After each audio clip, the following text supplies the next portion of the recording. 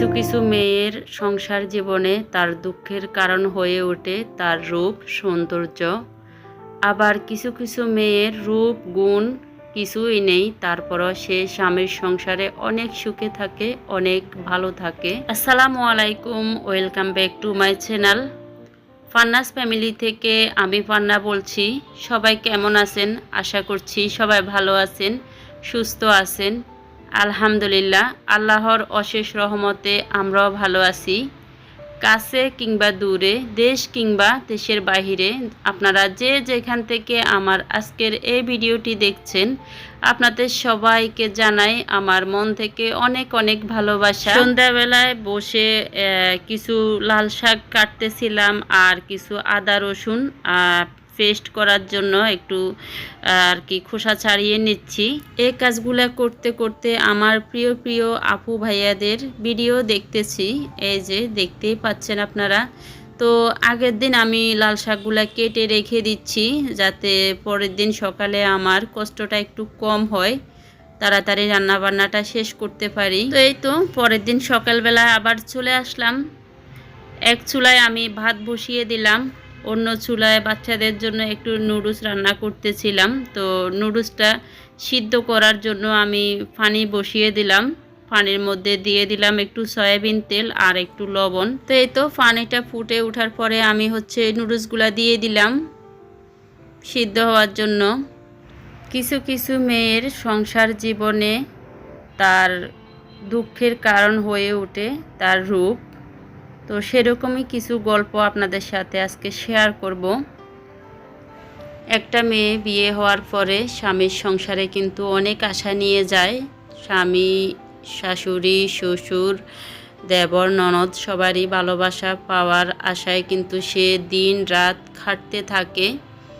তারপরেও দেখা যায় যে ওই সংসারে সে একটুও সুখ পায় না। অনেকে বাবার বাড়ির দিক দিয়ে একটু আর্থিক দিক দিয়ে দুর্বল, সেজন্য হয়তো শ্বশুর বাড়িতে ওনারা এত পাত্তা দেয় না, দিন রাত খাটাতে থাকে, অনেক ছোট বড় কথা শোনাতে থাকে। আবার দেখা যায় কিছু কিছু মেয়ে আছে একটু সুন্দর হয়, হয়তো তার রূপ গুণ একটু বেশি হওয়ার কারণে শাশুড়ি, ননদ যা ওরা হিংসা করে, দেখতে পারে না, হয়তো মনে করে ওর বেশি সুন্দর হওয়ার কারণে ওর হাজব্যান্ড ওকে বেশি দেখতে পারে। সে কথা ভেবে কিন্তু অনেক হিংসা করে, অনেক কষ্ট দেয়, জ্বালা যন্ত্রণা দেয়, অনেক কথা শোনায়। তো আমাদের খুব কাছের একজনের সাথে ঠিক এরকমটাই হয়েছে। ওর যখন বিয়ে হয়, বাবার বাড়ির দিক দিয়ে আর্থিক অবস্থা এত ভালো ছিল না। ওর বাবার বাড়ির দিক দিয়ে বাবারদের অনেক জায়গা জমিন আছে, কিন্তু টাকা পয়সার দিক দিয়ে একটুখানি কম ছিল শ্বশুর বাড়ির থেকে। বাবার বাড়ি থেকে শ্বশুর বাড়ির লোকরা একটু পয়সাওয়ালা, সেজন্য কিন্তু ওই মেয়েটা শ্বশুর বাড়িতে অনেক অবহেলিত হয়েছে। দেখা গিয়েছে অনেক কথা শোনাতো, কাজকর্ম করতে গেলেও সারাদিন কাজ করলেও দেখা যেত যে খুব খারাপ খারাপ কথা বলতো। খুব সামান্য কিছু হলেও, কাজে কর্মে একটুখানি লেট হলেও তার শাশুড়ি ওই বউটাকে খুব খারাপ খারাপ বিশ্রী বিশ্রী কথা বলতো, যেটা একদম মুখে আনা যায় না, ওই রকমই। তো বিয়ে হওয়ার পরে হাজব্যান্ড দেশের বাইরে চলে গিয়েছে। তো হাজব্যান্ড তো আর জানতো না এরকম। ওই বউটাও কিন্তু হাজব্যান্ডের কাছে সব কথা বলতো না। তারপরেও দেখা যেত যে শাশুড়ি সন্দেহ করে করে অনেক কথা বলতো যে ওনার ছেলের কাছে নাকি বউটা সব কিছু বলে দেয়, এই জন্য আরও বেশি খারাপ খারাপ কথা বলতো। আর ওর হাজব্যান্ড যদিও কিছু শুনতো, প্রথম দিকে তো প্রতিবাদ করতো না, ভয়ে যে মা তো আরও বেশি রাগ করবে বা বেশি খারাপ খারাপ কথা বলবে। পরের দিকে প্রতিবাদ করতে চাইলেও বউটা প্রতিবাদ করতে দিত না, কারণ ওই যে প্রতিবাদ করলে ছেলের জন্য উল্টাপাল্টা কথা বলবে, অভিশাপ দিবে, এরকম স্বভাবের আর কি শাশুড়িটা। তো সেজন্য প্রতিবাদ করতে দিত না।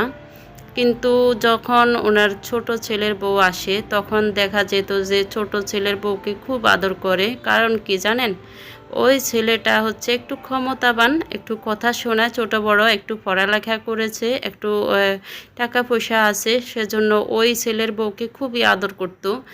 আর এই বউটাকে এত বেশি দেখতে পারতো না, খুবই কষ্ট দিত। তো বউটা শুধু কান্না করতো আর হচ্ছে চুপচাপ থাকতো, কাজকর্ম করতো। তো এরকম করে দিনের পর দিন পার করে একটা সময় দেখা গিয়েছে যে বউটাকে বাড়ি থেকে বের করে দিয়েছে বাচ্চা কাচ্চা নিয়ে। তো তো বউটা হচ্ছে বাচ্চা কাচ্চা নিয়ে ঘর ভাড়া করে থাকতো, ছেলে আর কি ঘর ভাড়া করে দিয়েছে, ওখানে থাকতো। তো বউটা চলে যাওয়ার কিছু বছর পরে কিন্তু ওনার ছোট বউয়ের সাথে খুবই ঝামেলা হতো। ছোট বউ কাজকর্ম করতো না, ছোট বউ কোনো কথার পাত্তা দিত না, উনি যেভাবে চালাইতে চাইতো ওইভাবে চলতে চাইতো না। তখন উনি কিছুটা বুঝতে পারে যে ওই বউটার সাথে কি ধরনের ব্যবহার করছে বা কিভাবে উনি বাড়ি থেকে বউটাকে বের করে দিয়েছে। তখন ওই শাশুড়িটা চাইতো যে বউটা আবারও বাড়িতে চলে আসুক, উনি আবারও বউয়ের উপরে জোর খাটাতে পারবে, যেমনে খুশি এমনে করতে পারবে বা কাজ করাতে পারবে, বেশি বেশি করে কথা শোনাতে পারবে। আসলে উনি কখনো পাল্টাবে না, উনি একই রকম এখনো আছে, সারা জীবন থাকবে। তো যখন বউটাকে আনতে চেষ্টা করেছে, অনেক রকমের চেষ্টা করেছে, তারা তো আর আসবে না। ওদের বাচ্চা কাচ্চাগুলো স্কুলে ভর্তি করে ফেলছে, ভালো একটা পরিবেশে আছে। আজকের এই গল্পটা কার জীবনের গল্প কোনো একটা ভিডিওতে বলবো আপনাদেরকে, যদি আপনারা শুনতে চান। আসলে সংসার জীবনে সুখী হতে গেলে ভাগ্য লাগে, যাদের ভাগ্য ভালো শুধু তারাই সুখী হয়। মাশাআল্লাহ, আলহামদুলিল্লাহ, মেয়েটা কিন্তু এখন বেশ সুখে আছে। এই সুখ দেখেও কিন্তু শাশুড়ি ননদ ওদের কাছে খারাপ লাগে, ওদের হচ্ছে জ্বলে পড়ে মরে এইরকম অবস্থা আর কি।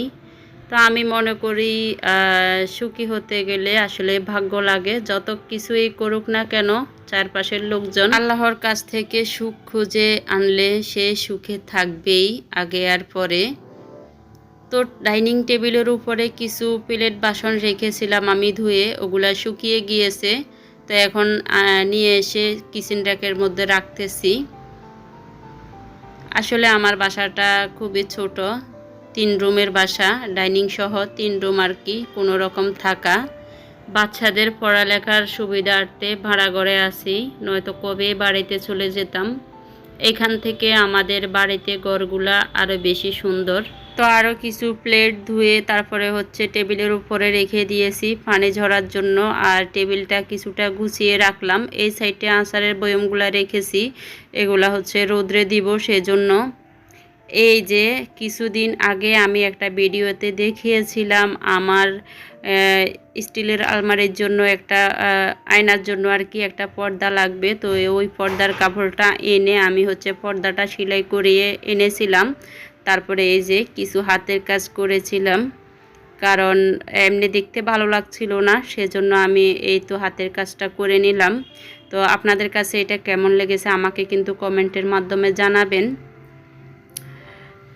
আজকের ভিডিওতে কারো কমেন্টই পড়তে পারলাম না, তো আমার প্রিয় একজন আপুর কমেন্ট পড়ব এখন।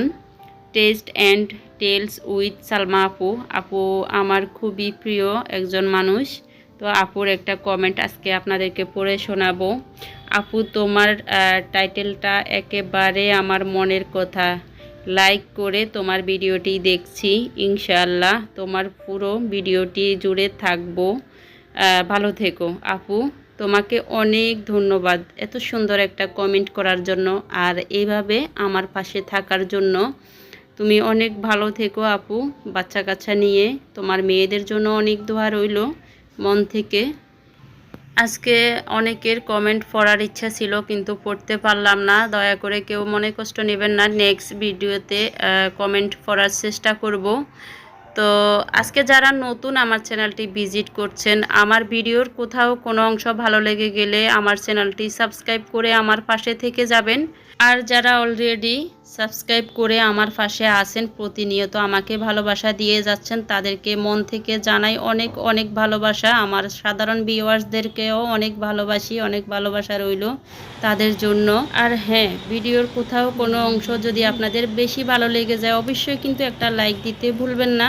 এখন রাত্রে বাজে 10:30 আর আমাদের এখানে কত কুয়াশা পড়ছে দেখেন।